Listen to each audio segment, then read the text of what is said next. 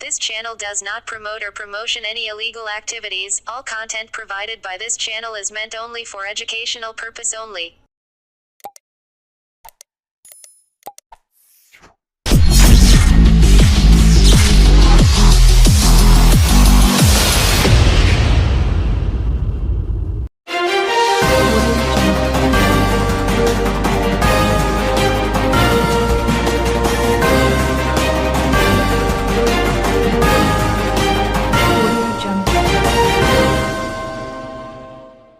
হুগলির জেলার গ্রামীণ পুলিশের গুলাব থানার অন্তর্গত হাজিগড়ে আগ্নেয়াস্ত্র সহ গ্রেফতার এক দুষ্কৃতী।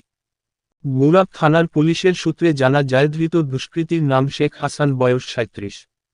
বাড়ি পান্ডুয়া থানার অন্তর্গত খনানের চৌমাথায়। অভিযুক্তের কাছ থেকে একটি দেশি রিভলভার সহ গুলি উদ্ধার হয়। আজ শুক্রবার সকালে অভিযুক্তকে চুঁচুড়া আদালতে পেশ করেন গুলাব থানার পুলিশ।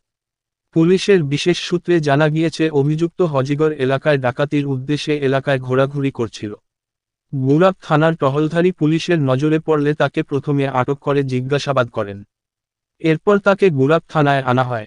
সেখানে অভিযুক্তের কাছ থেকে একটি দেশি বন্দুক ও গুলি সহ গ্রেফতার করা হয়। আজ শুক্রবার অভিযুক্তকে চুঁচুড়া আদালতে পেশ করা হয়েছে।